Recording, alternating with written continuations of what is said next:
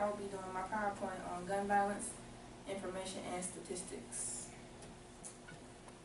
Introduction to gun violence and statistics.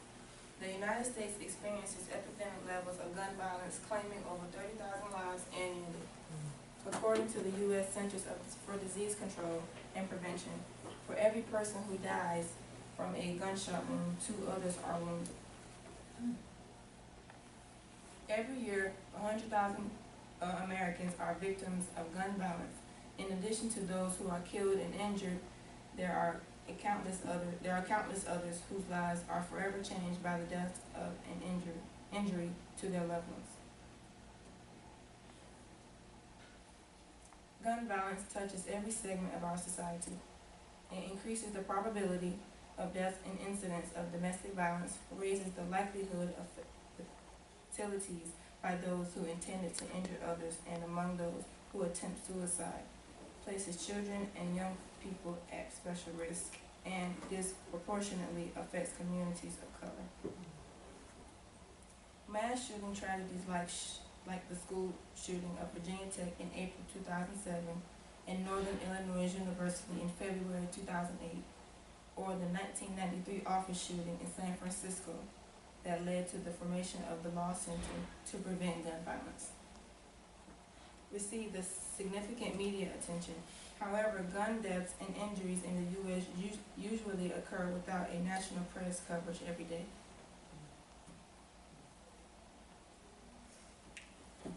In 2010, guns took the lives of 31,076 Americans in homicides, suicides, and unintentional shootings. This is the equivalent of more than 85 deaths each day, and more than 3 deaths occur each hour. 73,505 Americans were treated in the hospital emergency department for non-fatal gunshot wounds in 2010. Firearms were the 3rd leading cause of injury related to deaths nationwide in 2010, following poisoning and motor vehicle accidents.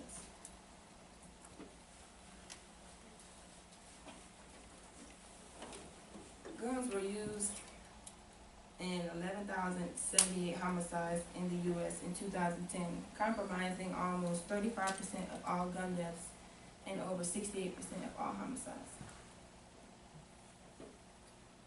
On average, 33 gun homicides were committed each day for the years 2005 through 2010.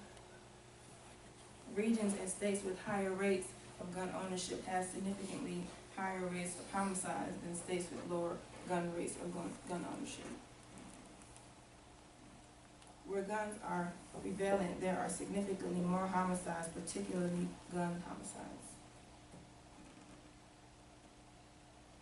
Firearms were used in 19,392 suicides in the U.S. in 2010, constituting almost 62% of all gun deaths. Over 50% of all suicides are committed with a firearm. On average, 49 gun suicides were committed each day for the years of 2005 and 2010. White males, about 40% of the U.S. population, accounted for 80% of the firearm suicides in 2010. A study of California handgun purchases found that in the first year after the purchase of a handgun, suicide was the leading cause of death among the purchasers. Firearms were used in nearly 44% of suicide deaths among persons under the age of 25 in 2010. More than 75% of guns used in the suicide attempts and unintentional injuries, the ages of infants to 19-year-olds, were stored in the residence of the victims and a relative or a friend. In 2010, unintentional firearm injuries caused the deaths of 606 people. From 2005 and 2010, almost 3,800 people in the U.S. died from unintentional shootings. Over 1,300 victims of the unintentional shootings for the period of 2005 and 2010 were under 25 years of age.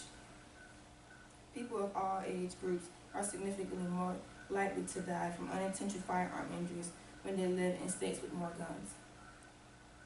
relative to states with fewer guns. On average, states the highest gun levels had 9 times the rate of unintentional firearm deaths compared to states with the lowest gun levels. A federal government study of unintentional shootings found that 8% of such shooting deaths resulted from shots fired by children under the age of 6. The U.S. General Accounting Office has estimated that 31% of unintentional deaths caused by firearms might be prevented by the addition of 2 devices, a childproof safety lock and a loading indicator. Firearm injuries are the cause of death of children that are 18 and young adults from the age of 24 years of age each day in the U.S.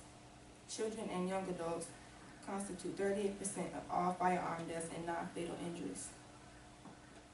In the United States, over 1.69 million kids of age 18 and under are living in households with loaded and unlocked firearms. More than 75% of guns used in suicide attempts and unintentional injuries of infants to 19-year-olds were stored in the residence of the victim, a relative, or a friend. A 2000 study found that 55% of the U.S. homes with children and firearms have 1 or more firearms in an unlocked place. 43% have guns without a trigger lock in an unlocked place. The practices of keeping firearms locked and unloaded and storing ammunition in a locked location separate from the firearms may assist in reducing youth suicides and unintentional injury in homes with children and teenagers where guns are stored. Firearm homicides is the leading cause of death for African Americans aged 1 to 44 years old. African Americans make up nearly 13% of the U.S. population, but in 2009 suffered almost 24% of all firearm deaths and over 54% of all firearm homicides. Guns increase the probability of death and incidents of domestic violence. Firearms were used to kill more than 2/3 of spouse and ex-spouse homicide victims between 1990 and 2005. Domestic violence assaults involving a firearm are 12 times more likely to result in deaths than those involving other weapons or bodily force. Abused women are 5 times more likely to be killed by their abuser if the abuser owns a firearm.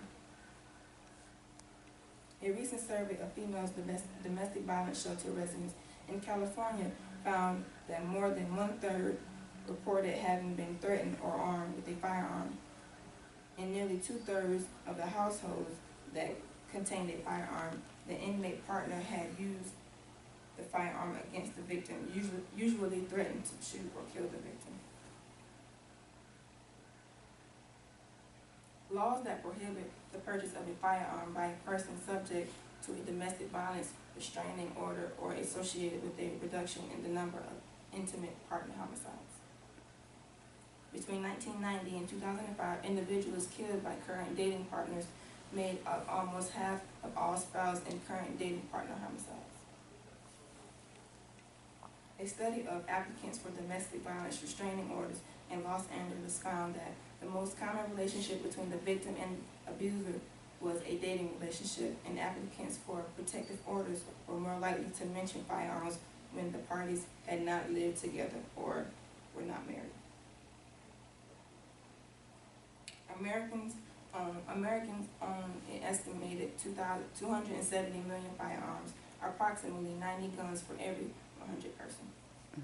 However, these high numbers of firearms are concentrated in an increasingly small minority of households.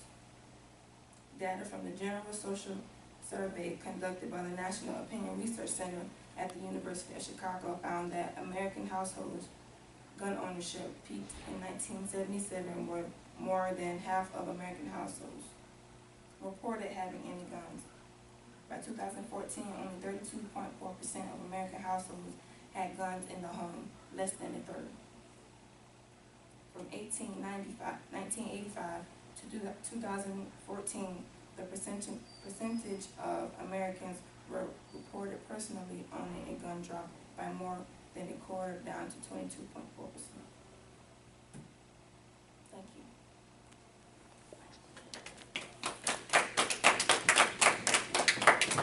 Do I have any questions? Anybody have any questions? Y'all have any questions? What made you choose this topic? It seems like a big problem here where I live, so I just thought it would be something good to talk about. Did you say anything, how long did it take, or what time period, or how do you go about getting it My done? arm. Mhm. I don't think I covered that subject, that topic. But is it any other part of your report? Um, I mean, somebody might ask the question, I just asked, I thought I asked. no, I just didn't talk about that. Another question.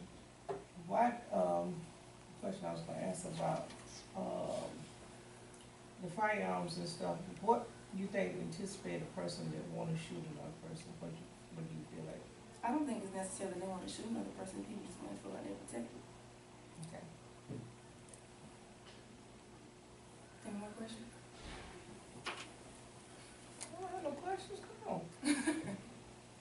Y'all sure? Y'all sure y'all have any questions? Y'all don't think about what makes a person be violent, or what makes a person think about doing something? I think it's very stupid, and that's just my opinion.